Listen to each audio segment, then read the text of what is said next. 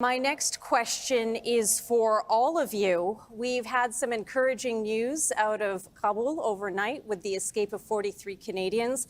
That said, thousands of people who helped Canada during Canada's mission in Afghanistan have been left behind in their hour of need, and it is unknown if we will ever get them all out.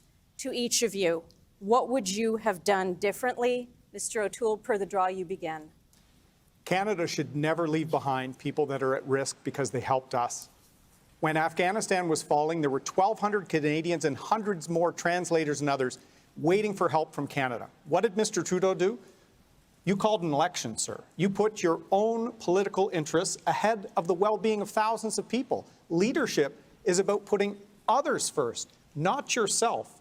Mr. Trudeau, you should not have called this election. You should have gotten the job done in Afghanistan.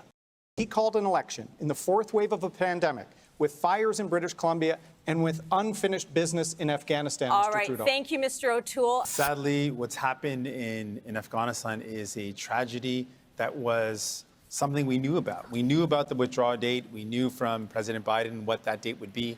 And sadly, I agree with Mr. O'Toole on this one point that it was a bad decision to call an election while this crisis was going on, particularly because we've got allies on the ground that put their lives at risk to support our Canadian forces who are now looking at peril for their lives and may never get out of Afghanistan. We know the impact on women and girls in Afghanistan. It's heartbreaking, and it could have been avoided.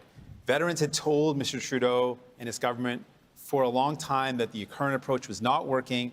Those calls were not heeded, and as a result, we're in this really horrible situation. Thank you, It could have Mr. been Singh. avoided. First, good news. I seem to understand from what I read a few hours ago that Kabul airport is now being open for some people to get out of the country, which is very good news. This should have been worked a long time ago. I agree with Mr. O'Toole that Mr. Trudeau should have put those people's interest before his own. However, the problem is that Canada has failed many times to create some strong partnerships with other countries in order to be stronger facing a situation like Afghanistan now, because by itself, we must admit, Canada is not a world power.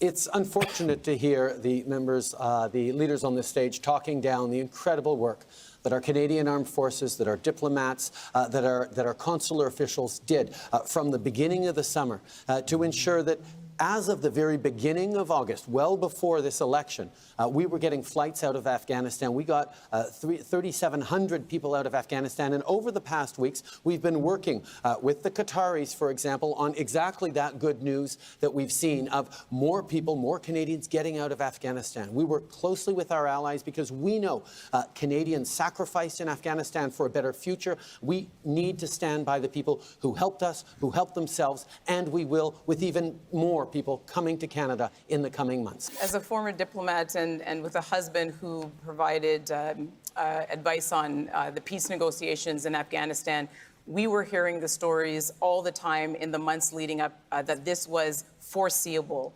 And so it seems like we got better information on our smartphones than Mr. Trudeau got from our entire intelligence service based on what he's saying.